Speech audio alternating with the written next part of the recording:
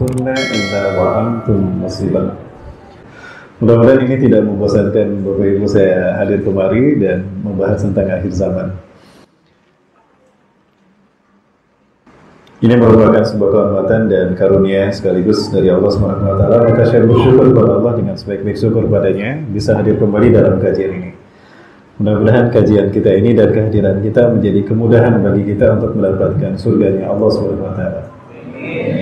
Salawat dan salam kembali dilimpahkan pada Rasul dan kedua kita, Rasulullah Muhammad SAW, Nabi dan Rasul yang diutus ke tengah-tengah kita, memberikan risalah Islam kepada kita, yang dengan ini kita merasa tidak kehilangan kendali betapapun hari ini kita berada di akhir zaman.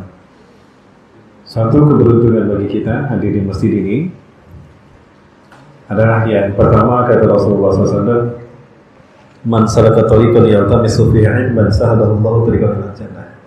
Siapa yang menempuh satu jalan untuk menuntut ilmu, maka Allah memudahkan baginya jalan menuju surga.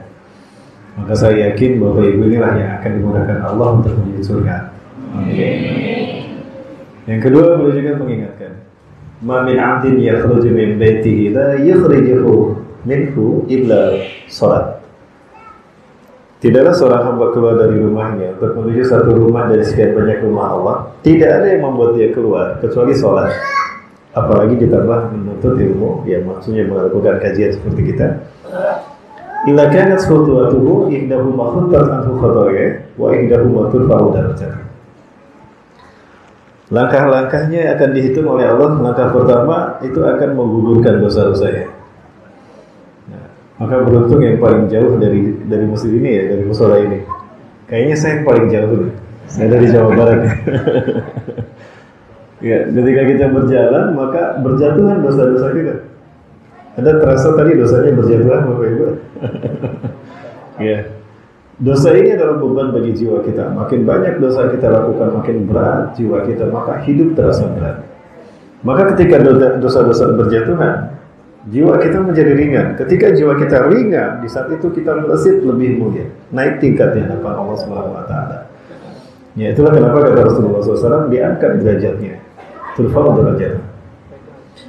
Baik, yang saya hormati dan saya muliakan Allah, Qayyimil Musadda Al-Mukhlisun yang dirahmati Allah, yang saya hormati dan saya muliakan para sesepuh dan para bapak, para asatid dan asatidah, hadirin kaum muslimin wassalam. Sudah pada kenal barangkali saya Rahmat Baikuni, mungkin gara-gara viralnya saya. Ternyata viral ada hikmahnya. Namun viralnya saya menjadikan saya sudah berbulan tekad untuk tidak lagi menjadi ustaz akhir zaman sebetulnya. Karena saya rasakan ternyata berat menjadi ustaz akhir zaman. Ya, kalau salah ngomong ditangkap dan diinterogasi. Tapi alhamdulillah saya dikeluarkan oleh istri, namun udah ganti nama aja, jangan jadi ustaz akhir zaman. Terus jadi apa? Ustaz akhir bulan katanya. Kalau ustaz akhir bulan aman katanya. Baik, itu cuma istilah saja. Saya nama Rahmat Baikuni, asli dari Bandung. Ibu asli Bandung, ayah lahir di Bandung, tapi kakek saya orang Padang, Sungai Kuar, dari Bukit Tinggi. Walaupun ada darah Padang, tapi saya tidak bisa bahasa Padang. Yang saya bisa dari Padang itu cuma satu, makan nasi Padang. Itu saja yang saya bisa. Baik, saya pendidikan SD di Cimahi, SMP di Cimahi, SMA di SMA 9 Bandung. Sempat belajar, masuk diterima di kimia IKIP saat itu, namun baru masuk saya sudah pada saat masuk ini saya sudah berubah. Nampaknya lebih tertarik kepada agama, sehingga saya tidak jadi ya murtad dari kimia dan mualaf di tafsir hadis Bapak Ibu. Saya hijrah masuk tafsir hadis, ngambil Usuluddin di Jawa Tengah. 98 selesai, 99 kembali ke Jawa Barat, berkhidmat di pesantren. Sempat ikut studi jarak jauh dengan Gaza University Palestina. Tahun 2010 harusnya saya ke Yaman, tapi karena di sana ada pemberontakan Syiah Houthiyah, saya tidak jadi berangkat ke Yaman dan tetap di Indonesia. Itu barangkali. Kemudian aktivitas apa? Saya sudah menikah, istri baru satu, apa sudah satu ini? Istri baru satu ya. Kalau untuk mengikuti sunnah Rasul ukurannya berarti baru satu. Dan putra harusnya ada 7, tapi yang ada 6, yang ke-6 meninggal dunia karena keguguran. Itu barangkali Bapak Ibu ya. Baik, kita bicara tentang ujian akhir zaman, tentang fenomena akhir zaman. Berbicara akhir zaman memang akan membawa kita kepada perasaan takut karena betapa hari ini kita memang berada pada ending peradaban manusia. Ya, kita bukan lagi pada akhir zaman sebetulnya. Kita sudah berada di pintu gerbang hari kiamat. Bukan lagi dengan hari kiamat, tapi berada di pintu gerbang kiamat. Apa yang membuat saya yakin kalau kita berada di gerbang pintu kiamat? Ada beberapa hadis yang kalau kita buka, itu membuat kita sadar bahwa memang kiamat telah terbuka gerbangnya. Dan kita berada di tengah-tengahnya. Yang pertama Rasulullah SAW mengatakan, ini di dalam kitab Nihayatul Fitan wal Malahim, karya Al-Hafiz Ibnu Katsir rahimahullah, atau di dalam kitab Nihayatul Alam, karya Dr. Muhammad bin Abdurrahman Al-Arifi dari Saudi Arabia. Rasulullah SAW menegaskan, baina yaday sa'ah, di pintu gerbang kiamat. Di pintu gerbang kiamat, sinina khawadi'atan, akan muncul tahun-tahun penuh dengan tipu daya dan tipu muslihat. Jadi kalau kita sudah merasakan tahun-tahun kita penuh dengan tipu daya dan tipu muslihat, maka kita berada di pintu gerbang kiamat. Sudah terasa Bapak Ibu? Sudah. Di mana? Di luar negeri sana ya? Bukan di Indonesia ya? Indikatornya apa? Kalau kita berada di pintu gerbang kiamat, ada 3 gitu. Yang pertama, yukadzabu fiha shadiq. Orang yang berkata jujur dibohongi, didustakan. Yang berkata benar pun dibohongi. Ya. Ketika yang jujur didustakan, ketika yang benar dibohongi, maka para pembohong sebaliknya dibenarkan, para pendusta dibenarkan. Nah, ketika para pendusta ini pun dibenarkan, maka otomatis yang naik nanti akan memimpin adalah orang-orang yang berkhianat, kata Rasulullah. Yukadzabu fiha shadiq wa yusaddaqu fiha al-kadhib wa yu'tamanu fiha al-kha'in. Didustakannya orang-orang yang benar, dibenarkannya para pendusta, dan orang-orang yang berkhianat itu akan memimpin satu kaum. Ini kata Rasulullah SAW. Baru permulaan saja saya sudah berat menyampaikannya, karena khawatir ada yang tersinggung Bapak Ibu. Ada yang tersinggung? Tidak ada. Nah, ini indikator bahwa kita berada di pintu gerbang kiamat. Dari 3 hal tadi, mana yang belum terjadi? Sudah terjadi semua, okay? Sudah. Di luar negeri sana ya? Di mana? Di Myanmar. Di Myanmar, bukan di Indonesia ya? Di Myanmar. Nah, ini tanda yang pertama, bahwa kita berada di pintu gerbang kiamat. Yang kedua, indikator kalau kita berada di pintu gerbang kiamat, Rasulullah memperkecil skalanya. Kalau tadi tahun, sekarang hari. Ya, skalanya hari. Artinya hari-hari kita akan penuh dengan 3 hal ini. Baina yaday sa'ah la ayyam. Di pintu gerbang kiamat akan muncul hari demi hari. Ayyam itu artinya hari, bahasa Arab. Jamak dari yaumun.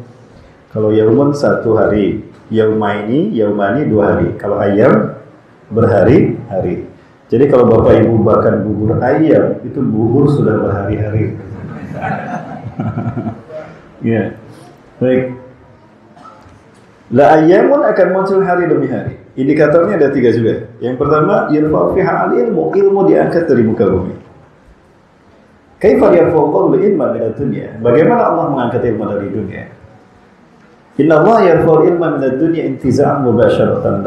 Allah tidak mengangkat ilmu dari bumi ini begitu saja sehingga orang tidak mengetahui ilmu. Walaupun pernah terjadi di tengah-tengah kita. Ada orang kadang-kadang tidak bisa menghitung. Ya. Bapak Ibu, 1 tambah 2 tambah 3 berapa? 6. Bukan 123. Bukan ya? Bukan 123. Nah, itu matematika yang benar. 6, bukan 123. Nah, itu ciri kalau ilmu kehilangan fungsi.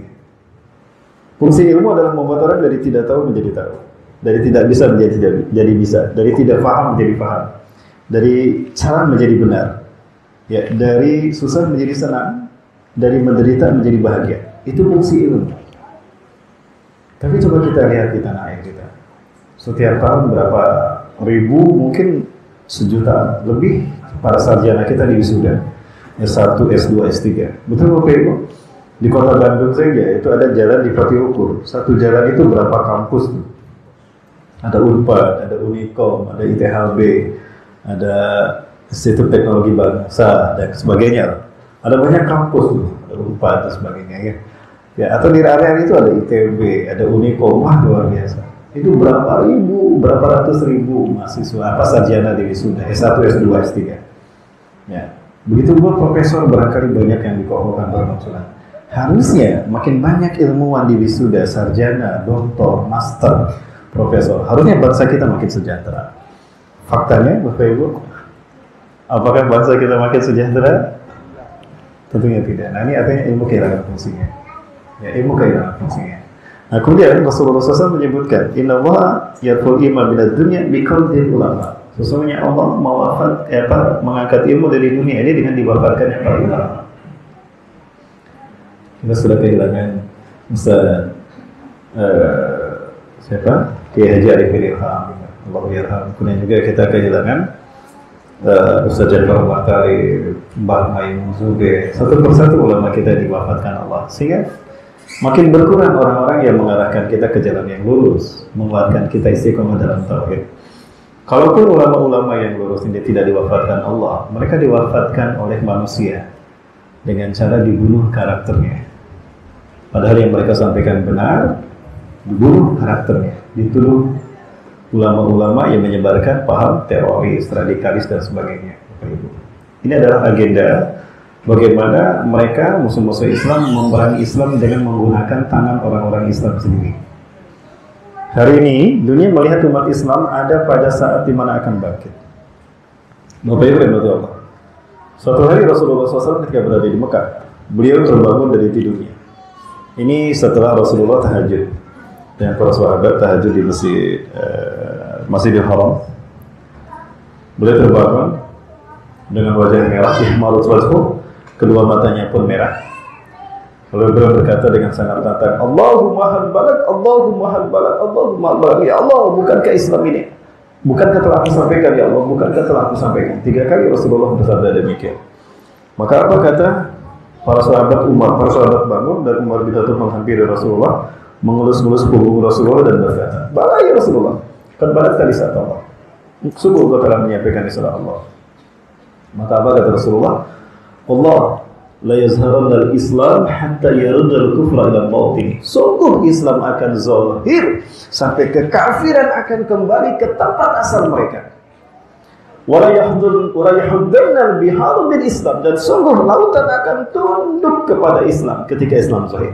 Jangankan daratan, lautan saja akan tunduk kepada Islam apabila saat itu tiba. Maka jika Islam zahir, akan kita saksikan bagaimana kapitalisme akan kembali ke Amerika, Zionisme akan kembali ke Israel. Bukan Israel, Israel tidak punya tanah negeri. Di mana negara Israel? Ya, Israel milik Palestina, umat Islam ya. Kemudian juga Hinduisme akan kembali ke India, Buddhisme akan kembali ke Nepal, Sundaisme akan kembali ke Purwakarta, Bapak Ibu, Jawa Barat. Ya. Itu pasti akan terjadi. Nah, hal inilah yang sedang ditakutkan oleh musuh-musuh Islam. Kenapa? Karena fakta menunjukkan memang Islam ini tidak bisa dibendung. Berbagai macam fitnah diberikan pada umat Islam, tapi umat Islam terus berkembang makin lama makin banyak. Kalau memang Islam ini agama radikal, Islam ini agama teroris, lihat Barat sana. Banyak mereka yang masuk Islam. Kok mereka tertarik dengan agama teroris? Kan tidak masuk di akal. Beginilah sibuknya mereka memadamkan cahaya Allah dengan mulut-mulut mereka. Kita lihat di media bagaimana hebatnya mereka menentang khilafah, menentang para ulama, menghalangi ulama ceramah. Tapi Islam tetap hidup sampai hari ini. Makin kuat mereka menekan Islam, Islam makin kuat. Luar biasa. Ya. Jadi tidak ada yang bisa melawan Allah. Cahaya Islam tidak akan bisa dipadamkan. Yuriduna liyutfi'u nurallah biafwahihim wallahu mutimmu nurihi walau karihal kafirun. Mereka ingin memadamkan cahaya Islam, tapi Allah menyempurnakan cahaya Islam ini, walaupun orang-orang kafir tidak menyukainya. Satu kalimat yang sangat bagus dikemukakan oleh para ulama ahli tafsir, para mufassirin ketika mentafsirkan ayat ini. Mereka mengatakan, "Kama salil ladzina yastami'una fis sabah yastami'una liyutfi'u nurasy syamsi biafwahihim." Hal yastati'u? Perumpamaan mereka memadamkan cahaya Islam hari ini dengan propaganda mereka lewat media. Islam teroris, radikal, anti toleransi dan sebagainya. Seperti orang-orang yang berkumpul di pagi hari, mereka ingin memadamkan cahaya matahari dengan mulut-mulut mereka. Andaikan semua umat manusia berkumpul di muka bumi di pagi hari, menjelang matahari terbit, lalu ketika matahari terbit, mereka meniupnya rame-rame. Ayo kita tiup bareng-bareng dengan mulut-mulut mereka, Bapak Ibu. Apakah bisa padam cahaya matahari? Tidak. Begitulah tidak mungkinnya mereka memadamkan cahaya Islam. Lihat London, Bapak Ibu. Sekarang London sudah berubah. London sekarang sudah menjadi wilayah yang terlihatnya Islam hidup di sana, Bapak Ibu. Luar biasa. Makin kebakaran jenggot orang-orang yang benci Islam. Sampai-sampai kota London berubah nama menjadi Londonistan. Ya.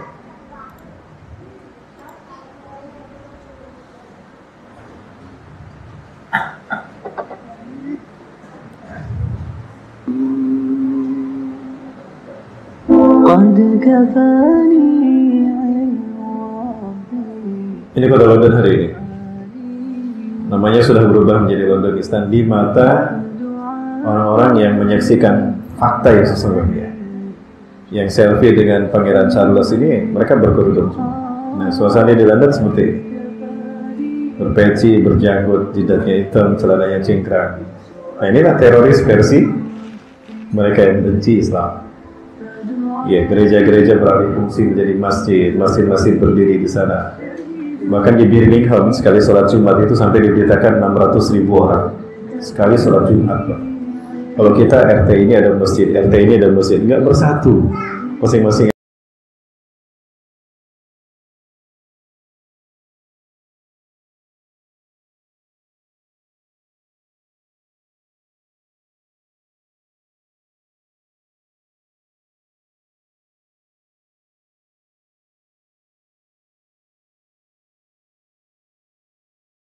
Negara, yang mana negara ini dulu pernah kita tahu sebagai negara di mana ada seorang kartunis atau seorang karikatur yang dia membuat karikatur Rasulullah SAW, ya, dalam bentuk seekor babi ditulisi Muhammad, yang menghina seperti itu.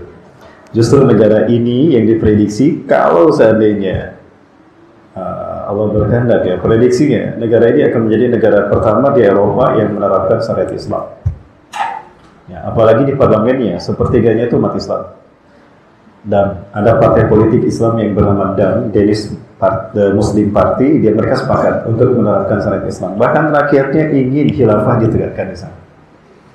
Kalau kita dibenci, di sana malah diinginkan. Ya, negara mana Bapak Ibu? Negara apa? Bukan Belgia. Bukan, Pak. Denmark ternyata. Belanda juga sama, Pak. Sekarang mulai bergiat. Terutama ada teman saya di sana, ya. Sebentar Bapak Ibu, ini ada orang yang tidak percaya. Betulkah London sekarang sudah berubah menjadi wilayah seperti kaum muslimin, ya, wilayah Islam? Ini ada banyak jilbab bertebaran di sana. Subhanallah. Look at the beauty of Islam in the UK, yeah? Allah, mashallah, so peaceful, so tranquil. All you see just hijabistas, mashallah, mashallah, Allah, this is amazing. No? Let the whole world know that Islam is the fastest growing religion. Islam is peace. Subhanallah, mashallah. This is in the UK, yeah? Most probably in Eastern. And just look at that. Look at all our daughters with hijabs and all that.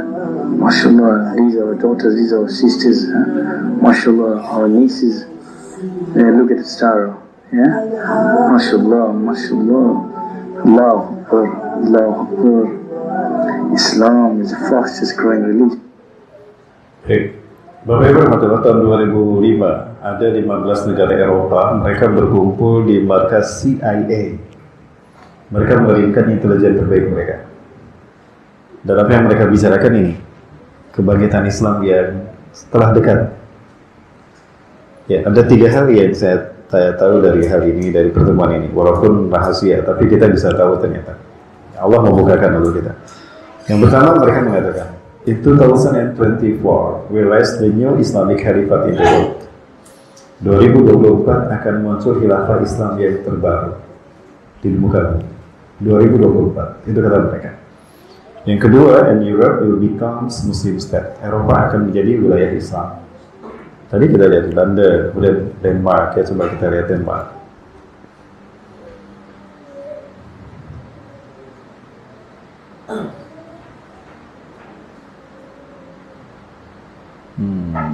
Dari Denmark.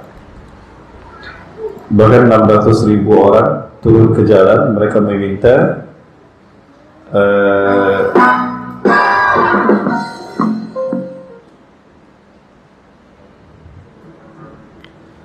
agar umat Islam dibiarkan menerapkan syariat Islam di Denmark ini. Itu tidak lama berselang dengan aksi 411 212 di Indonesia.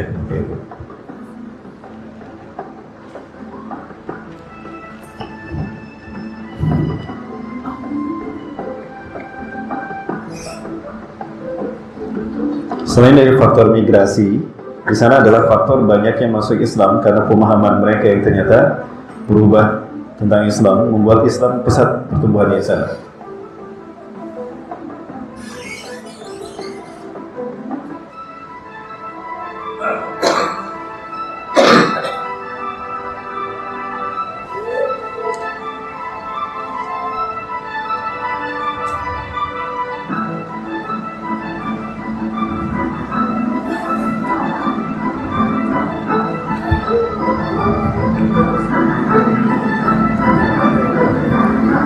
Barangkali ke depan ini akan menjadi lafaz Allah, akan penuh dengan kalimat tauhid di sana. Ya, tetap nama warnanya merah tapi mungkin ya, tidak jadi hitam ya.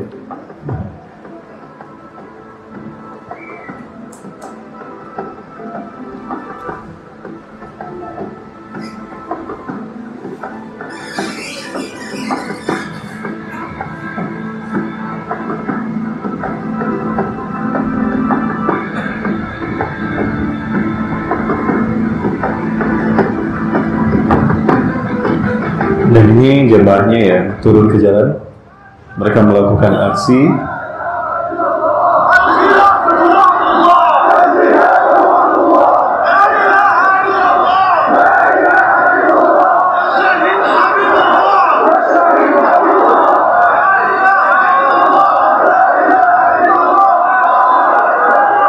Harusnya kita kirim Bansar ke sana ya. Itu banyak bendera tauhid, bendera teroris di sana. Coba tolong diamankan. Berani tidak apa memang.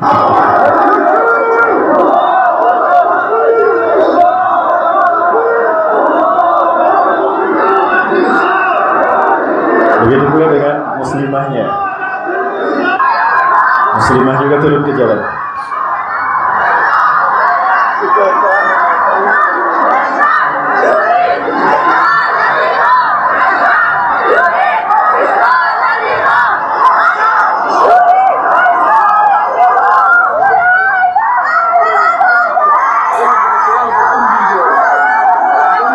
Mereka menginginkan syariat Islam di sana, karena mereka tahu bahwa syariat Islam yang menjadikan luar biasa. Ada pengalaman baik ini dari seorang adik ipar mantan Perdana Menteri Inggris, Tony Blair. Ya, istrinya punya adik perempuan yang bernama Lauren Booth. Lauren Booth saat itu dia termakan dengan propaganda Barat dan media dunia. Kalau Islam itu teroris, yang menghancurkan WTC, yang menghancurkan, yang melakukan berbagai macam aksi terorisme di dunia. Itu fitnahnya seperti itu. Nah, dia percaya dengan propaganda itu. Dia ingin membuktikan sendiri apakah betul Islam ini teroris. Terbang dia ke Palestina, membawa semua fitnahan tadi. Ya. Maka begitu mendarat di Queen Alia Airport, lalu dia disambut oleh agennya. Lalu dia memang kalau memasuki Palestina West Bank, maksud saya tepi barat, ini tidak bisa ke Gaza. Karena Gaza ini wilayah yang diblokade oleh Israel. Nah, dari Queen Alia Airport ini pakai bus sampai ke Palestina setelah melewati beberapa checkpoint yang dibuat oleh Israel. Begitu masuk ke Palestina, ya ke West Bank, atau ke Hebron, lalu dia menempuh satu tempat di mana umat Islam mayoritas di sana. Ada yang menyebutkan ke Gaza. Ya, ternyata dia disambut dengan sangat ramah. Ketika ada seorang wanita tua parubaya datang dengan jilbab yang rapi, wajah yang luar biasa cantik dan bercahaya, dia takut saat itu. Aduh, ada teroris mendekat ke saya. Jangan-jangan dia bawa pisau, nanti perut saya ditusuk, kata dia. Ya, maka kemudian dia menjauh sedikit. Tapi wanita itu datang dan betapa berdebar-debar hatinya, kata dia. Ya, tapi dia menyambutnya dengan senyum. Aku melihat senyumnya sangat ramah dan ini asli, tidak dibuat-buat. Apakah benar mereka teroris? Ya, disambut terus ngobrol dengan sangat ramahnya. Bahwa kemudian Anda tidak membawa mantel. Ini dingin sekali cuacanya. Ya, mantel saya ketinggalan di bandara. Ke rumah saya, di sana ada banyak mantel. Aduh, mau dibawa ke rumahnya, jangan-jangan saya mau diculik. Datang terus dia berprasangka buruk sepanjang perjalanan. Sampai di rumahnya dia tidak mau masuk tadinya. Tadinya dia tidak mau masuk. Tapi ketika sampai di rumahnya dibukakan, ada perasaan berbeda. Ada pancaran yang tidak tertahankan menyentuh nuraninya. Sesuatu yang dia bayangkan negatif tentang Islam itu berkurang satu persatu.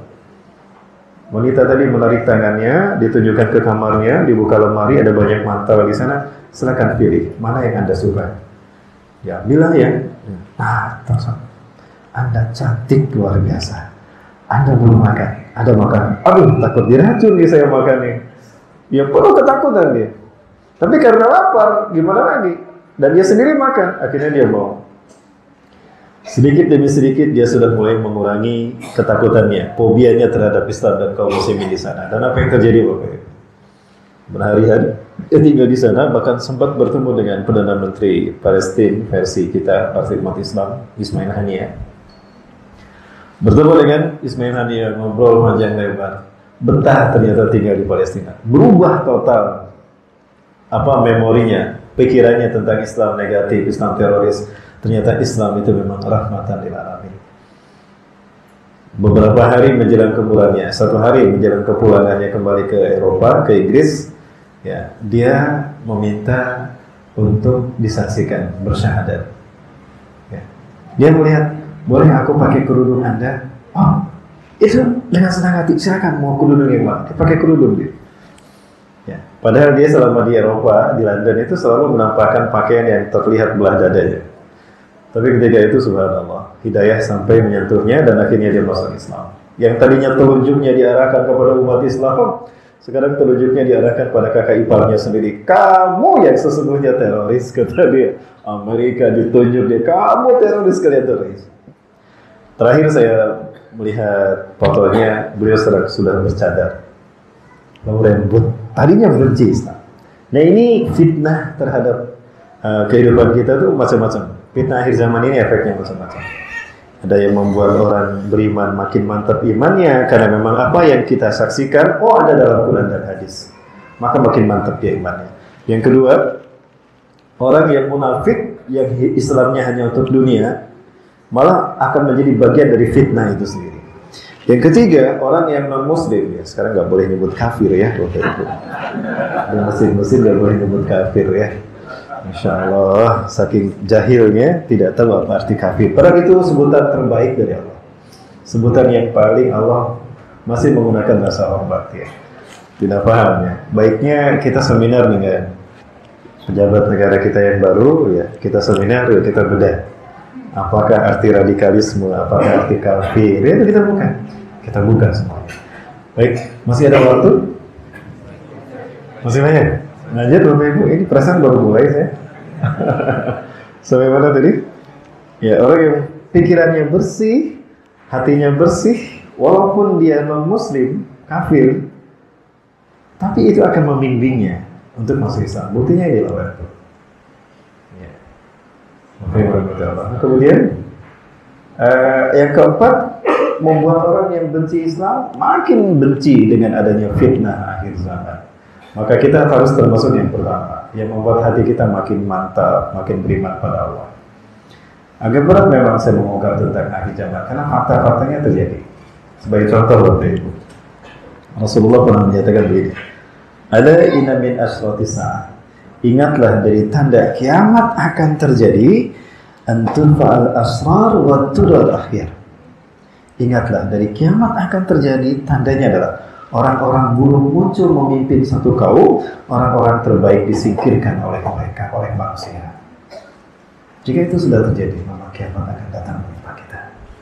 Baik Bapak Ibu ya Allah, nah itu yang pertama. Yang kedua, dari tanda indikator kalau kita berada di pintu gerbang kiamat versi hadis yang kedua, yaitu apabila hari-hari kita penuh dengan kejahiliahan di mana-mana. Orang makin jahiliyah, tidak bisa membedakan mana hak, mana batil. Ya, tidak bisa membedakan mana benar, mana salah Bapak Ibu. Ya, sebagai contoh, banyak sekali orang-orang yang bermunculan seperti ini Bapak Ibu. Bapak Ibu kenal barangkali ya dengan sosok yang satu ini. Yang nusuk Pak Wiranto itu apa komunis? Bukan. Yang nusuk Pak Wiranto Ansarud Daulah, afiliasinya ke ISIS. Yang aniaya Ninoy, apakah PKI? Bukan. Yang aniaya Ninoy itu adalah FPI dan 212. Ninoy apa dianiaya di lubang buaya? Bukan. Ninoy dianiaya di dalam masjid. Ya. Kok aneh ketika dia harus bicara ini kok pakai peci? Kenapa nggak pakai topi gitu ya? Nggak pakai baju biasa? Harus pakai peci dulu. Udah disetel begitu, sekalian. Ya. Orang-orang seperti ini sudah disinyalir oleh Rasulullah, mereka akan muncul di zaman di akhir zaman ini. Ya. Dan harusnya kita makin dekat dengan Allah dengan kemunculan mereka. Karena nanti Bapak Ibu, orang-orang yang akan menyaksikan hari kiamat adalah orang-orang yang terburuk di muka bumi. Inna syirrun nasi fil alam alladzina ja'atumus sa'atu baghtatan. Sesungguhnya manusia terburuk di muka bumi adalah manusia yang menyaksikan kiamat terjadi menimpa mereka. Laisa lahum iman walau bimithqi dzarratin, mereka tidak punya iman walau sebesar biji sawi. Subhanallah. Allah masih menghargai dengan surga mereka yang walaupun imannya sebesar biji sawi. Allah masih masukkan dia ke surga dan kekal di dalamnya. Lalu bagaimana orang yang tidak punya iman walau sebesar biji sawi? Para sahabat sampai bertanya, "Alisalam asafir muslimun ya Rasulullah? Apakah di tengah-tengah mereka tidak ada orang Islam?" "Oh, katsirun minhum muslimun." Banyak orang Islam yang ngaku Islam saat itu. Ini Islam bukan? Lakinna imanuhum la yujawizu hanajiruhum, tapi iman mereka tidak menyentuh tenggorokan mereka. Jangankan hati, tenggorokan mereka tidak setentu oleh iman mereka. Lalu di mana iman mereka ya Rasulullah? Iman mereka ada di pangkat, iman mereka ada di jabatan, iman mereka ada di dunia. Ya bi'udinahu bi'arudi minad dunia. Mereka menjual agamanya dengan harta dunia. Itulah mereka yang kata Rasulullah, paginya beriman, sorenya kafir, sorenya beriman, paginya kafir. Di masa ini, orang-orang yang memegang teguh Islamnya itu seperti memegang bara api. Dipegang panas, dituduh radikal, teroris, dibatasi, nggak boleh nyebut kafir, nggak boleh nyebut khilafah dan sebagainya. Panas kan gitu, diawasi detail. Salah ngomong ditangkap, diinterogasi 20 jam. Ya kayak gitu, panas memang. Tapi kalau kita lepaskan, siapa yang akan menjaga Islam ini? Maka pahalanya dahsyat Bapak Ibu. Pahalanya dahsyat. Jangankan memperjuangkan Islam hingga mati syahid, menghidupkan sunnah Rasul saja di zaman ini itu 100 kali pahala mati syahid. Makanya pahalanya dibikin luar biasa sama Allah. Karena Allah Maha tahu bahwa resistensi, halangan, rintangan, tantangannya dahsyat luar biasa. Taruhannya nyawa hanya dengan menggunakan mengamalkan sunnah. Ya, ini cadar sudah mulai dipermasalahkan sama mereka kan. Nah, ini panas, kita dibikin panas. Saat itulah kita akan mendapatkan pahala yang dahsyat. Rasulullah SAW mengatakan, "Man ahya sunnati 'inda fasadi ummati falahu ajrun min tasfihid." Siapa yang menghidupkan sunnahku di zaman manusia mematikannya, dia akan mendapatkan 100 kali pahala mati syahid. 100 kali. Baik, sudah waktu Isya. Kita gimana? Kita tambah waktu ya Bapak Ibu sekalian. Aduh, mohon maaf ini pembahasannya. Saya lapar sebetulnya malam ini hanya di sini saja ya. Terserah Bapak Ibu mau sampai kapanpun, tapi tidak lebih dari jam 9 ya. Tidak lebih dari itu. Dan tapi terserah. Kita tambah waktunya Pak ya. Baik. Memang sunnah Rasulullah SAW kalau ada kajian pada maghrib itu isanya sudah ditambahkan. Ini sebetulnya sunnah. Sampai-sampai Rasulullah menyatakan, laula dan asyuku ada ummati lahada afdalu di salatul isya. Andaikan tidak memberatkan umatku, ini lebih utama untuk sholat isya. Sekitar jam 8:30 saat itu Rasulullah menunjukkan waktunya. Baik, kita lanjut Bapak Ibu, sampai mana tadi?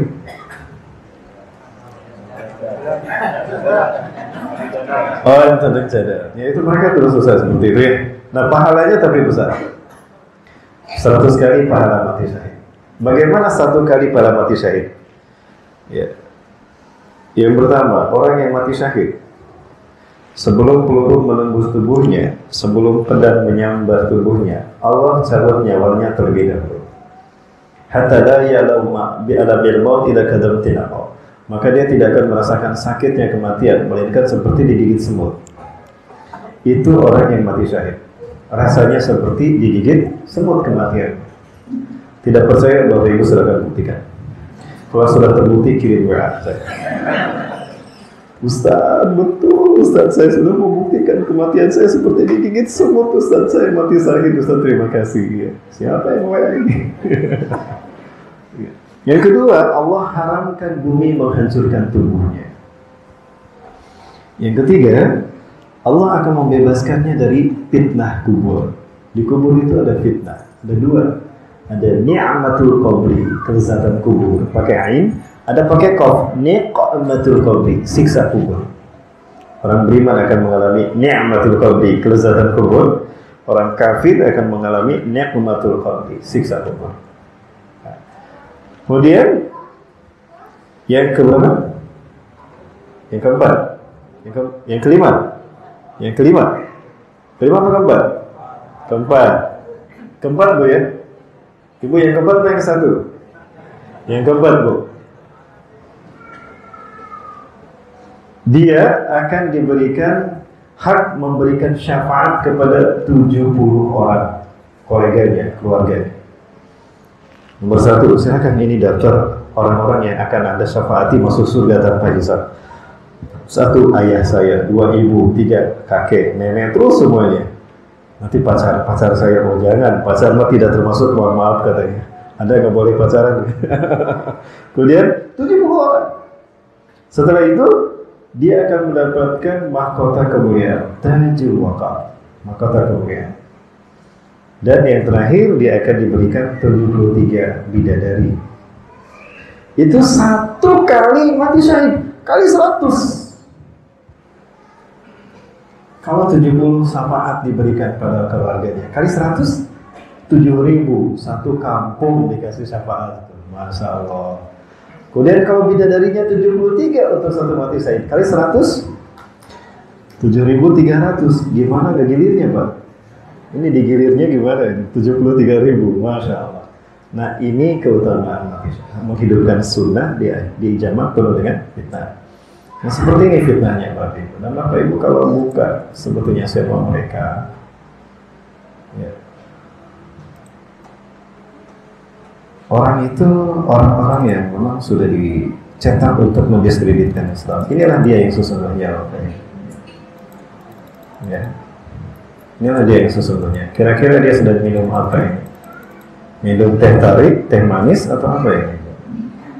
Ya. Ini saya sampaikan saja biar kita tidak tertipu oleh propagandanya. Inilah dia yang sesungguhnya. Inilah dia, ya. Nah yang kayak gitu digunakan. Jadi itulah strategi musuh-musuh Islam hari ini untuk menghancurkan Islam.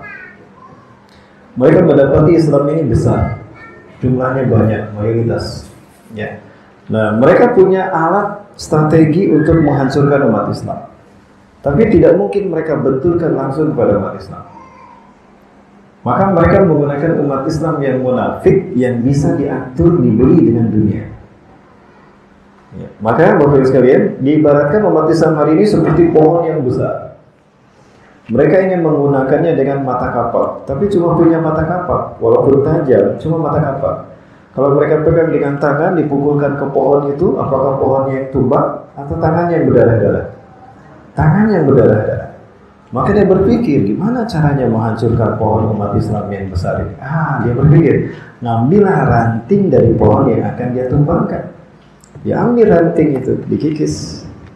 Begitu, dimasukkan ke kampak tadi. dipukulkan pada umat Islam, pada pohon tadi. Tumbang tidak pohonnya? Tumbang. Beginilah cara mereka menghancurkan Islam hari ini.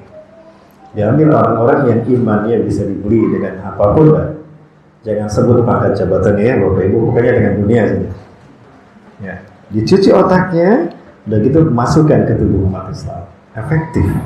Mereka yang lemah imannya, percaya kepada mereka akan menjadi bagian dari fitnah akhir zaman. Nah, ini contohnya Bapak Ibu, terbukti. Nah inilah yang disebut dengan indikator yang kedua, turunnya kejahiliahan di mana-mana. Wa yanzilul jahlu wa yaksuru fiha al-jahlu. Kejahilian, kebodohan menyebar di hati manusia. Mereka tidak tahu sesungguhnya dengan Islamnya, sesungguhnya padahal Islam adalah fitrah mereka. Baik. Yang ketiga, wa yaksuru fiha al-haraj, dan banyaknya al-haraj di mana-mana, pembantaian. Itu yang ketiga. Ya, kita sudah melihat bagaimana saudara-saudara kita dibantai di Wamena, tidak tahu karena apa mereka dibantai. La yadri al-qatil limana yaqtul wa la yadri al-maqtul limana qutila. Yang membunuh pun nggak ngerti kenapa dia harus membunuh, dan yang dibunuh pun nggak ngerti kenapa saya dibunuh. Sama-sama jahil, tidak tahu. Tapi masing-masing Allah sudah tetapkan kedudukan mereka di sisinya. Ini gambaran kita berada di pintu gerbang hari kiamat. Belum lagi gejala-gejala alam Bapak Ibu yang kita saksikan hari ini luar biasa. Ya, Bapak Ibu, tanda-tandanya makin jelas di hadapan kita. Bapak Ibu sekalian, minum Allah. Ya, ketika saya mendarat di Jeddah menjelang ke Madinah, Bapak Ibu, ya, saya menyaksikan fenomena yang disebutkan Rasulullah dalam hadisnya. Wallah ya jama'atul khair, aqsam billah al-azim, 90 kilo wal makhraj ash-shayb ila wad al-bahr والربيع زي كذا أخضر يعني منطقة كاملة. Sepanjang jalan saya ngobrol dengan supir. يعتصرون جوال ومع الشمس والله ما يدري. Di Mekah hari ini. العظيم الآن قطعنا 195 كيلو والدنيا كلها أخضر. إلى حد الآن أقسم بالله ما في مكان، ما في مكان أصلا الاقتراب ما في ما شاء الله. لكن نيتي بس إن الجوال بس يوضح لكم لو شيء بسيط من اللي أنا أشوفه الآن. Rasulullah SAW menyatakan, la ta'tina sa'atu hatta yaruda ardul arabi burujan wa anhara. Kiamat tidak akan terjadi sehingga kalian akan menyaksikan tanah Arab akan kembali hijau dan bersungai-sungai. Yang tadi geopolitik, sekarang geografis, alam, fakta-faktanya Allah perlihatkan. Begitu pula dengan sungai-sungainya, tahun 2006 saja saya menemukan data dari Arab. Ada sungai muncul. منطلق من هذا السلال منطلق التقرير يا وحده. واليوم الخميس 15 من الشهر الخامس 433 انشد سحاب الساعه 4:30 فصارت الاوديه بقدرها. وانظروا البروق وانظروا السقايا وانظروا الجمال الطبيعي الرباني لله. على هذا الجمال سبحان من أوجده هذا الجمال. انظروا كيف أشرب الماء. انظروا. Ya, saya senangnya Bapak Ibu, mereka punya sungai sekarang. Sudah berubah hijau, luar biasa. Ya, begitu pula dengan sungai-sungai yang lain Bapak Ibu bisa lihatkan. Oh, ini ada fenomena lain juga. Ini fenomena di tanah Arab. Kira-kira apa ini Bapak Ibu? Ini bukan air Bapak Ibu, ini pasir. Ini pasir. Begini cara Allah mendesain Arab untuk menyambut kebangkitan Islam.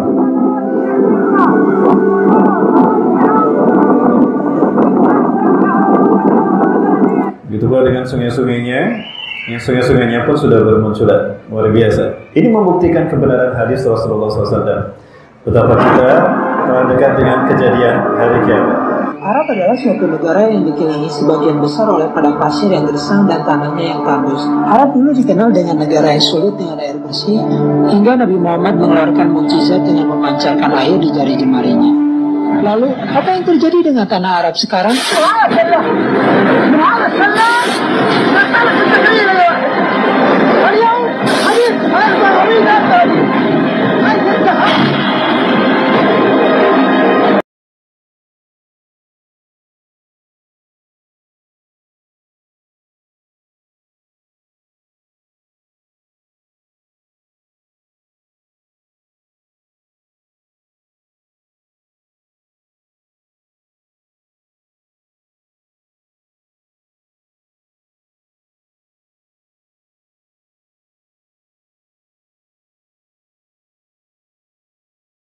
Ya. Bagaimana Arab dari tahun ke tahun makin meluas dan menghijau. Dan ini sungai-sungainya betul.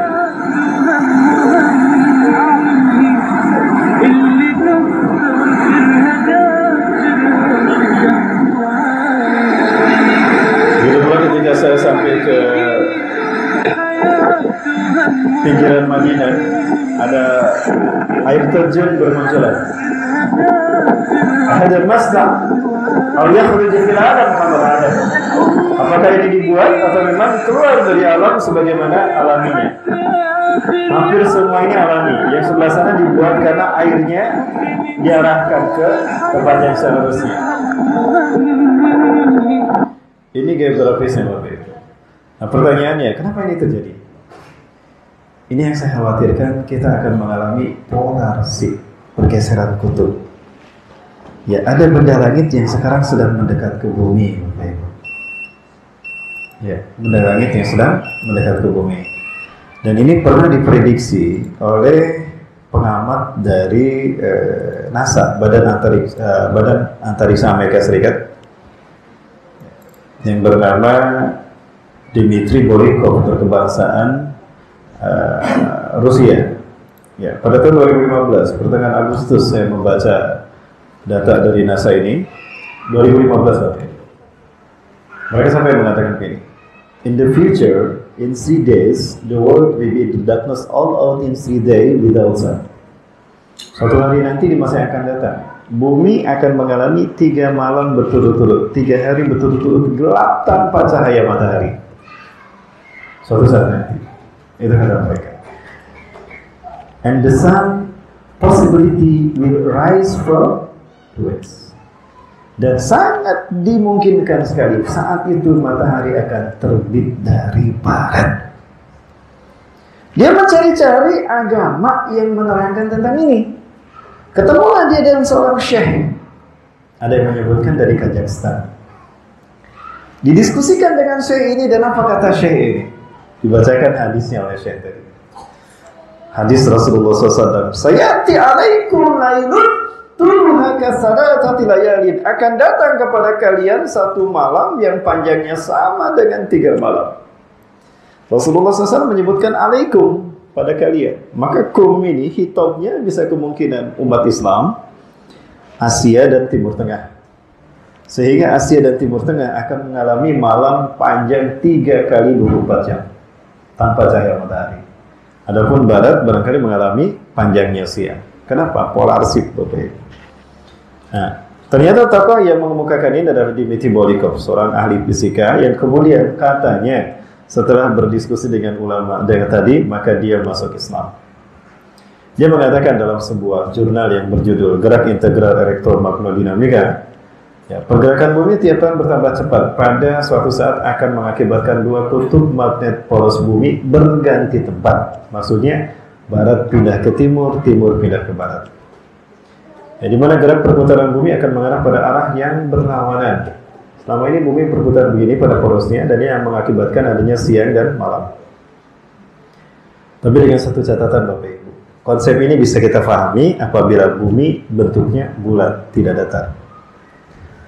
Maka saya tanya dulu Bapak Ibu, bumi ini bulat apa datar? Yakin bulat Pak ya? Nggak datar ya? Ya, baik, sepakat Pak. Saya mengatakan bulat. Tapi ada ustaz juga yang mengatakan bumi ini datar. Dan itu ustaz luar biasa loh. Nanti kita debat ya. Tentang bumi datar apa bulat. Ya. Gerak perputaran bumi akan mengarah pada arah yang berlawanan. Tadinya begini, searah dengan jarum jam, maka ketika benda langit ini datang, maka bumi berganti arah. Akan berbanyak getaran gempa, berhenti, banyak getaran gempa, kemudian berganti arah ke arah yang berlawanan. Pada saat itulah matahari akan terbit dari barat. Itu kata beliau. Ya. Menurut beliau, pada realita di alam ini daya matahari merupakan kekuatan penggerak yang bisa melahirkan area magnet yang bisa mendorong bumi untuk berputar pada porosnya. Gerak perputaran bumi ini dalam hal cepat atau lambatnya seiring dengan daya intensitas daya matahari. Ya, atas dasar inilah posisi dan arah kutub sangat utara sangat bergantung. Beliau mengklaim telah melakukan penelitian berkali-kali di mana pada tahun 1970 bumi bergerak dengan kecepatan tidak lebih dari 10 km. Namun tahun-tahun berikutnya, bumi mencapai 40 km pergerakannya. Dan di tahun 2001, bumi mengalami pergerakan signifikan. Ketika sekali bergerak itu jaraknya 200 km. 200 km, 200 km. Pertanyaannya, apa yang menyebabkan ini terjadi? Baik, waktu kita masih panjang atau nanti kita lanjut besok malam? Besok subuh ya? Ya, gimana? Kita lanjut? Kita lanjut lah. Baik. Ini saya perlihatkan peta bencana kataklismik Bapak Ibu.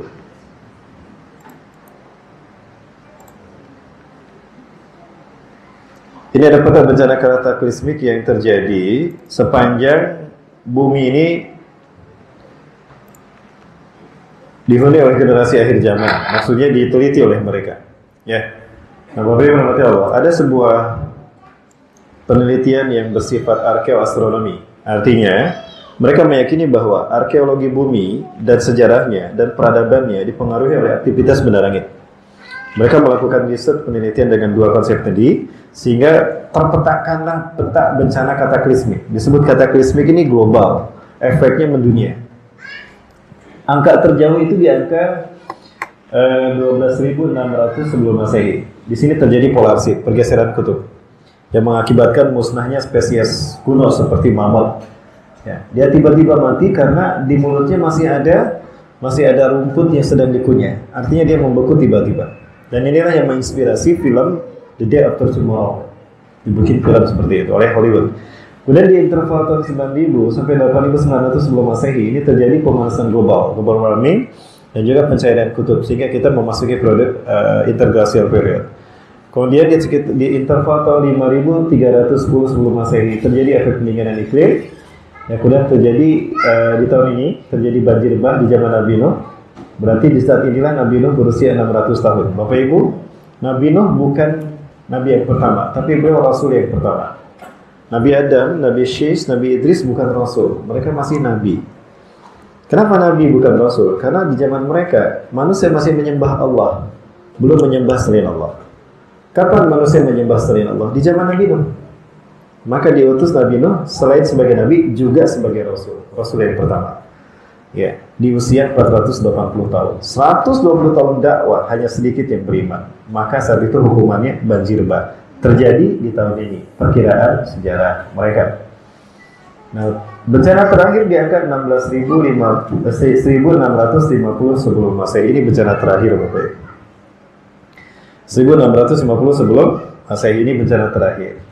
Nah, pertanyaannya Bapak Ibu sekalian, kalau kita lihat di sini, ya, dari mulai angka pertama ke angka kedua, dari peristiwa ini ke peristiwa ketiga, dari peristiwa ketiga ke peristiwa keempat, ini ada angka yang konstan ya Bapak Ibu. Kira-kira berkurang berapa tahun? 12.600 dikurang 9.000, 3.600. Betul 3.600 ya? Nah, dari sini pun sama, dari sini ke sini selisihnya 3.600, dari sini ke sini selisihnya 3.600. Oh, berarti ada peristiwa yang konstan, yang selalu terjadi berulang, yang mengakibatkan bencana-bencana ini terjadi. Pertanyaannya, benda apa itu? Diteliti oleh mereka, maka ditemukanlah bahwa benda tersebut bernama Nibiru. Sebuah benda langit yang punya orbit bersentuhan dengan tata surya kita dalam setiap radius 3.661 tahun satu kali. Jadi setiap 3.661 tahun sekali, benda ini datang mendekat ke tata surya kita. Oh, berarti kita bisa tahu bencana berikutnya kapan. Kita hitung saja, kita jumlahkan angka terakhir. Angka terakhir tadi adalah 1650 sebelum Masehi, di mana di tahun itu terjadi perubahan iklim dan musnahnya peradaban kuno. seperti Akadia, suku Maya, Mesopotamia dan lainnya barangkali. Nah, tapi kita lihat Bapak Ibu, ini sebelum Masehi. Karena ini sebelum Masehi, berarti yang ini harus ke 0 dulu kan? Nah, harus ke 0 dulu. Berarti ini dikurangi ini. Hasilnya berapa? 3661 kurang 1650. Hasilnya berapa Bapak Ibu? 2011. Inilah yang menjadi penyebab munculnya isu kiamat 2012. Jadi isu kiamat 2012 dari sini. Suku Maya, mereka membuat sebuah kalender bernama kalender Yucatan. Nah, kalendernya ini berhenti di 2012. Karena menurut mereka, setelah Desember 2012, dunia ini akan mengalami peristiwa dahsyat, bukan kiamat dahsyat, tapi manusia akan masuk ke zaman baru. Ini yang kita khawatirkan terjadi tahun depan. Kok tahun depan Ustaz? Nanti di besok subuh ya kita kaji, insyaallah. Panjang waktunya Bapak Ibu. Nah, pertanyaannya, apakah terjadi peristiwa di tahun ini? Ada peristiwa nggak di tahun ini? Terjadi nggak bencana kataklizmik di tahun ini Bapak Ibu? Ada yang masih ingat? 2001 Bapak BTC Pak. Tsunami Jepang, tapi itu buatan kalau tsunami Jepang. Saya tidak yakin tsunami Jepang ini tsunami asli, alami, tidak. Ini yang terjadi Bapak Ibu. 2011.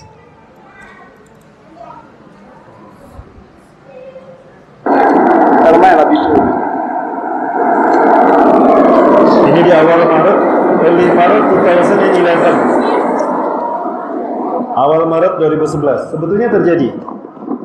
Cuma di Indonesia tidak dipiralkan. Ini di luar negeri saya lihat.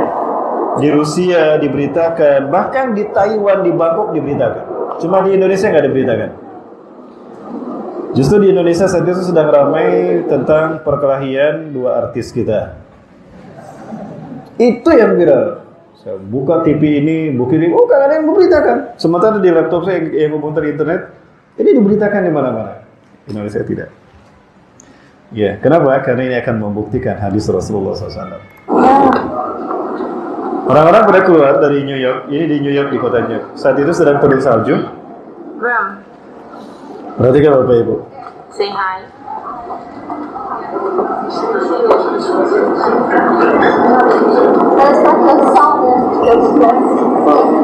Parece muito sóis. Ali, ó, ali tem. Ini matahari kita yang tadi bersinar. Tem os sóis. Ali tem outro, gente, eu tô mostrando, ó. Um ali e outro ali, ó. Vocês acham que vocês só tem um só aqui em Nova York? Second sun yang seen in New York sky. Jadi ada dua matahari. Dan ini bergerak terus mendekat, Pak. Yang matahari terbit, terus begitu. Yang ini agak ini, sampai begini. Sampai khawatir akan bertabrakan. Nanti kita lihat di Rusia. Nah, ini di Rusia. Ini saya kumpulkan di beberapa negara, Bapak Ibu. Kalau Rusia ada musiknya ya, mohon maaf. Nah, ini di Rusia, Bapak Ibu.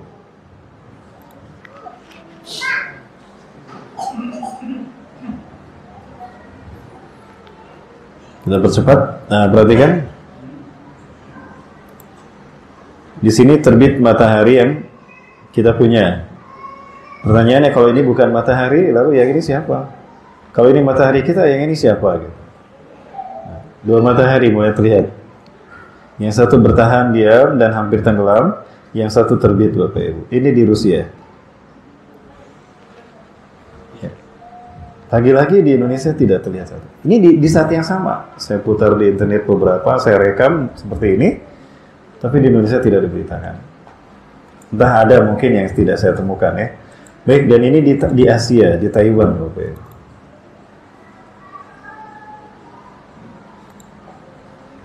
Di Bangkok awalnya berjauhan, terus bergerak. Nah, di Taiwan ini diabadikan sampai hampir bertabrakan, seolah-olah mau bertabrakan, padahal tidak.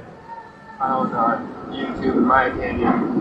First one is from Bangkok, and the original posting of it says that it was from sources in the military. And then next one here is from what looks to be a legitimate news media source. Incredible pictures here. And I'm sorry I can't translate for you. I don't know the language. If any of you out there do, I would Saudara terjadi pasangan laut. Dan momen ini dimanfaatkan oleh HAARP, High Frequency Active Aurora Research Project, untuk menghancurkan Jepang. Maka terjadilah tsunami Jepang. Nah, yang mana matahari kita, Bapak Ibu? Matahari kita yang mana? Yang ini apa yang ini? Kita nggak tahu ya. Silakan Bapak Ibu tanya sendiri. Nah, ini terjadi di tahun 2011-2012. Ya, makanya Mama Loren nggak mau hidup di tahun 2013. Aku lebih baik memilih mati, kata Mama Loren. Tahu Mama Loren dia? Peramal. Aku gelap tidak bisa melihat 2013. 2012 berakhir. Lebih baik saya mati. Betul, beliau meninggal sebelum 2012. Tapi sayang, ramalannya salah. Keliru kan, meleset. Kita masih ada, ini Balikpapan masih ada di 2019. Ya. Kita bangunkan Mama Loren kalau salah prediksinya. Baik, Bapak Ibu rahmati Allah. Ini saya sampaikan preview demi preview yang akan kita bahas perdalam sampai nanti lebih lanjut lagi. Bapak Ibu, kemudian ada seorang jemaah bertanya pada saya, Ustaz, apakah betul akan terjadi duhan tahun depan? Ibu tahu dari mana kok nanya tahun depan akan terjadi duhan? Tahu duhan ya Bapak Ibu? Awan, kabut akan menutup bumi selama 40 hari 40 malam. Ya, kemarin sudah dialami oleh Palangkaraya ya. Masya Allah. Ini nanti semuanya mengalami 40 hari 40 malam. Apakah akan terjadi tahun depan, Ustaz? Kenapa Ibu bertanya begitu? Ibu dari mana alasannya bisa bertanya begitu? Ya, ini ada Ustaz berkata begini. Oh gitu ya Ibu. Nah, saya mau prediksi begitu. Tapi saya nggak sebarkan. Ya. Bapak Ibu, dari mana alasan itu beliau mengatakan demikian? Nah, berangkat dari sini ini Bapak Ibu sekalian. Ini saya gambarkan secara detailnya begini. Jadi tahun 2015 ini diprediksi ada benda langit yang makin lama makin kuat getarannya ke bumi. Ini sejak 2015 dan sayangnya ini dibungkam. Ini menjadi data rahasia NASA. Tapi sempat dibuka oleh Dmitry Bolikov tadi sehingga kita tahu. Nah, benda langit ini dengan kekuatannya akan membuat bumi bergeser, tertarik bumi. Karena dia lebih besar, Bapak. Ini lebih besar dari Jupiter.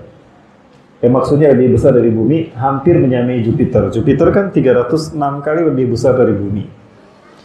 Nah, kenapa dikatakan demikian? Itu ditentukan dari kecepatan gelombang yang menyentuh bumi dan penyebaran area luas radiasinya, maka diketahuilah volumenya lebih besar dari bumi, hampir sama dengan Jupiter. Efeknya apa? Bumi akan tertarik oleh benda langit ini. Karena ini lebih besar gravitasinya, maka bumi bergeser. Nah, begitu. Utara bergeser, selatan bergeser. Akibatnya akan terjadi perpanjangan waktu. Di sini kita paham hadis Rasulullah SAW. Sayati alaikum lailun tuluhakat salasati layalin. Akan datang kepada kalian satu malam yang panjangnya sama dengan 3 malam. Barangkali para sahabat akan kesusahan memahami ini. Sekarang kita bisa paham. Karena memang kita sudah memahami dan ilmu ini muncul zaman sekarang. Ilmu fisika, ya, ilmu astronomi.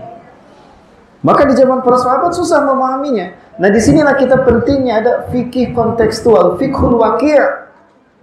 Tidak bisa kita akan memahami hanya dalam berpegang pada Quran dan hadis saja. Maksudnya bisa kita pahami itu. Ya, walaupun kita iman kan, pasti itu terjadi jika hadisnya sahih. Namun ada konteks lain yang akan lebih menjelaskan dan itu ada di zaman kita. Ya, ini yang saya maksudkan, kita butuh fikih kekinian dengan kecabang ilmu ini. Maka saya mengkhawatirkan kita umat Islam Indonesia dan Timur Tengah, Asia dan Timur Tengah akan mengalami gelap panjang malam. Nah, Bapak Ibu sekarang gelap nih. Matahari ada di mana? Ada di bawah kan? Logikanya ada di bawah. Mutar gitu. Ternyata tidak. Rasulullah SAW bersabda, "Atadrina aina syamsu ba'da ghurubiha?" Tahukah kalian kemana matahari setelah terbenamnya? Allah wa Rasulullah a'lam. Inna syamsa idza gharabat tarji'u ila makaniha tahtal arsh kharat sajidatan tusabbihullaha bihamdi wa tuqaddisu. Sesungguhnya matahari apabila terbenam, dia kembali ke tempatnya di bawah arsy Allah. Sujud menyembah Allah, bertasbih mensucikan Allah. Wa idza ja'at matlauha, apabila tiba saat dia harus terbit, dia meminta izin. Tasta'dzinullaha an takhruja fi makaniha. Dia meminta izin untuk keluar. Hari itu kata Allah, kafi aidik, diam kamu jangan terbit. Fakana rajulun salihan fikum, maka adalah seseorang yang saleh di antara kalian. Kamal adah kulal yaum kulal sabah istaiqadha min naumi. Fi suratul akhirah adalah orang yang soleh seperti biasa. Dia terbangun di sepertiga malam terakhir. Dia tahajud ila Allah, dia salat tahajud.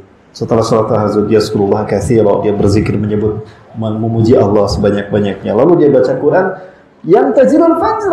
Dia menunggu fajar sambil baca Quran. Biasanya 3 lembar selesai fajar terbit. Hari itu, pagi itu, dia sudah membaca banyak surat. Sampai 1 juz lebih, maksudnya banyak ayat. Sudah lebih dari 1 juz. Kok fajar nggak terbit, kemana ya? Jangan-jangan saya kegasikan bangunnya. Tidur lagi dia. Bangun lagi, kok masih gelap? Kemana ya? Gundah gulana manusia. Dan di saat itu akan banyak terjadi gempa pada malam yang ketiganya. Karena bumi berganti arah. Dari begini, ya, bumi akan berganti arah, Bapak Ibu.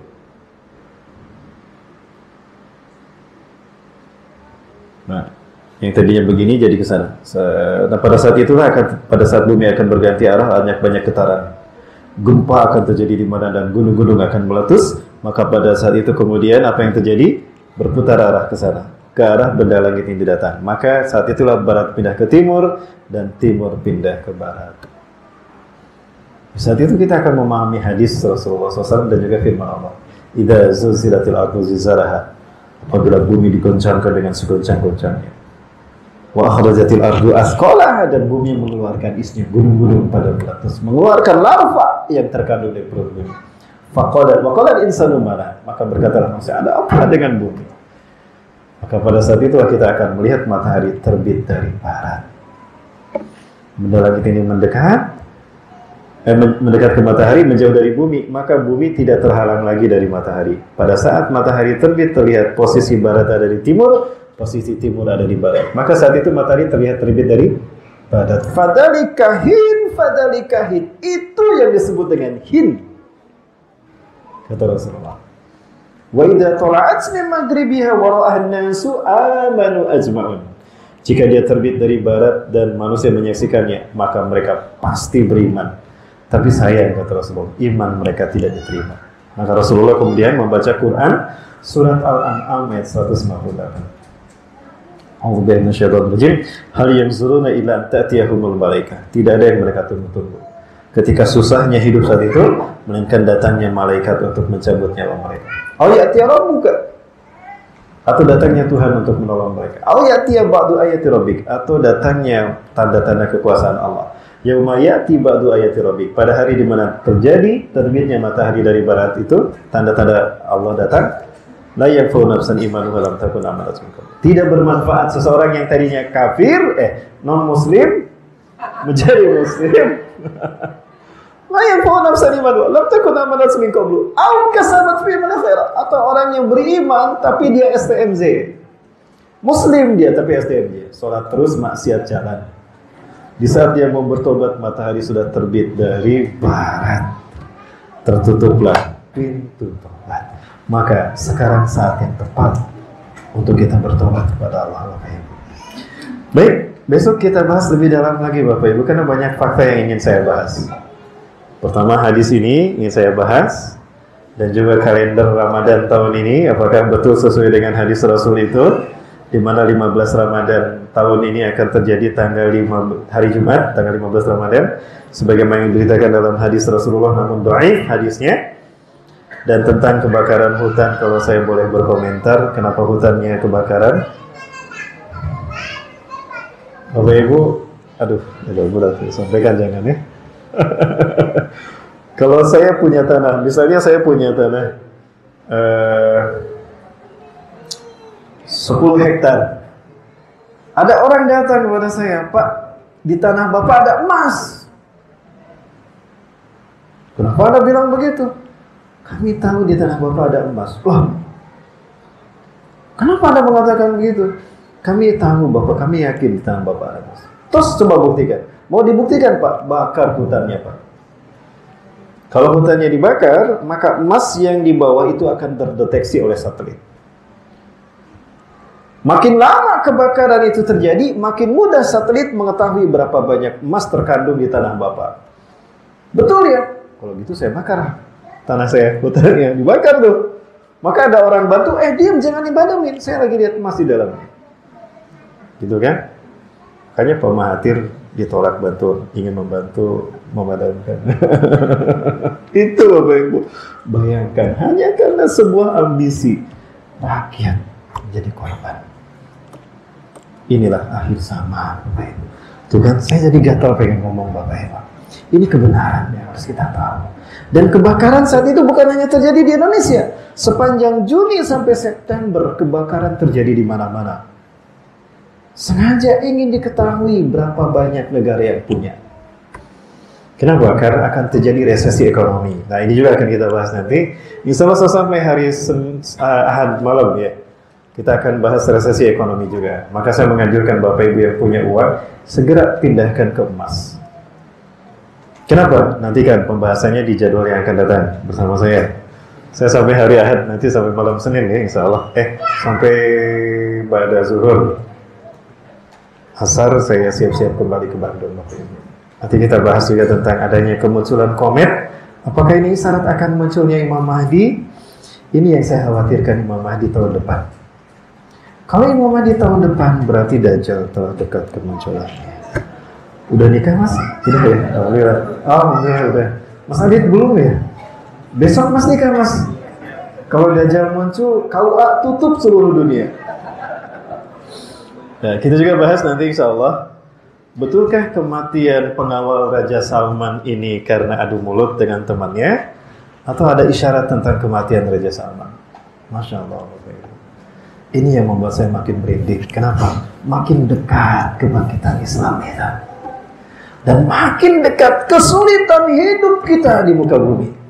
Sulit secara alam, sulit secara ekonomi, dan sulit secara ideologi, serta sulit secara geopolitik.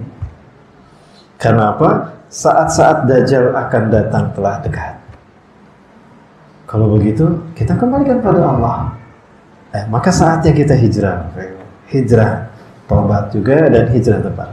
Kami sedang berlatih untuk hijrah karena ada hadis Rasulullah kan, satakuna hijratun ba'da hijratin, akan terjadi hijrah sesudah hijrah. Wa min khiyari ahli al-ardi yawma idzin alladziina yuhajiruna ila makani hijratihim. Akan terjadi hijrah sesudah hijrah. Sebaik-baik manusia di muka bumi adalah mereka yang hijrah ke bumi hijrahnya Ibrahim. Di manakah bumi hijrahnya Ibrahim? Kita ini juga akan bahas insya Allah Palestina dan Suriah. Kita akan bahas ini Bapak Ibu insya Allah selama saya ada di Balikpapan insya Allah. Nah, dan kemudian kita juga akan membahas bagaimana kematian kita nanti secara beramai-ramai. Orang beriman tidak akan menyaksikan hari kiamat, walaupun imannya sebesar biji sawi. Allah akan mencabut nyawa mereka beramai-ramai dalam sekejap dengan berhembusnya angin yang sangat lembut. Saking lembutnya Rasulullah menamakan iliyin. Jadi kalau ada angin lembut jangan senang Bapak Ibu. Aduh, jangan-jangan ini iliyin. Nanti nyawa saya dicabut sama iliyin. Karena siapapun mereka, walaupun imannya sebesar biji sawi, Allah akan menciumnya. Dan menariknya kenapa Rasulullah menyebutkan angin iliyin itu berhembusnya dari bumi Hijaz. Hijaz itu tempat antara Mekah Madinah. Kenapa harus berhembus dari sana? Karena dari sanalah tempat terbanyak terdapatnya CO, karbon monoksida. Karbon monoksida dikenal sebagai silent killer, pembunuh yang sangat senyap. Ya, Bapak Ibu, jika mobil kita bocor knalpotnya, kita tidur pakai AC, jendela kita ditutup, nah lalu CO masuk ke dalam mobil, kita menghirupnya, lama-lama kita lemes, kita pingsan, dan udah gitu kita mati. Ada satu keluarga meninggal di dalam mobil, itu karena kelelahan, mepet dulu, tidur dulu, tidak sadar kalau knalpotnya bocor, CO-nya masuk, dan mereka mati bersama-sama. Apakah begitu cara Allah nanti mencabut nyawa kita? Allah, mudah-mudahan begitu. Karena kalau terlalu sakit, nggak mau juga ya. Dan kita harus meninggal sebelum kiamat. Karena kalau kita menyaksikan kiamat, berarti kita tidak punya iman walaupun sebesar biji sawi. Nauzubillahi min dzalik. Ini preview yang akan saya bahas di Balikpapan ini sampai nanti saya pulang, Bapak Ibu. Termasuk saya akan memperagakan tentang kampung hijrah. Alhamdulillah, kami di Bandung sudah siap untuk membuka kampung hijrah akhir zaman. Kita akan belajar hijrah, kita akan belajar hidup tanpa teknologi. Ya, agar ketika itu terjadi kita sudah siap. Berarti selama ini kehidupan suku Baduy benar. Mereka nanti yang lebih bertahan ketika kiamat, ketika bumi kehilangan teknologi. Karena mereka sudah hidup tanpa teknologi. Bahkan bukan hanya tanpa teknologi. Kita akan kembali kepada dinar dirham tanpa riba. Selama kita masih menggunakan uang kertas, kita masih ada dalam sistem riba. Betulkah demikian? Nantikan pembahasannya di masjid-masjid yang akan datang. Terima kasih Bapak Ibu, itu dulu barangkali. Lebih dari 15 menit, mohon maaf. Yang benar dari Allah, yang salah ada kelebihan saya pribadi dan saya mesti pada astagfirullahaladzim. Hadanallahu wa yakum ajmain wa minkum. Kita tutup dengan hamdalah dan kafaratul majlis. Alhamdulillahirabbil alamin, subhanakallahumma rabbana wa bihamdika asyhadu an la ilaha illa anta astaghfiruka wa atubu ilaik. Hadanallahu wa yakum ajmain wa minkum. Assalamualaikum warahmatullahi wabarakatuh.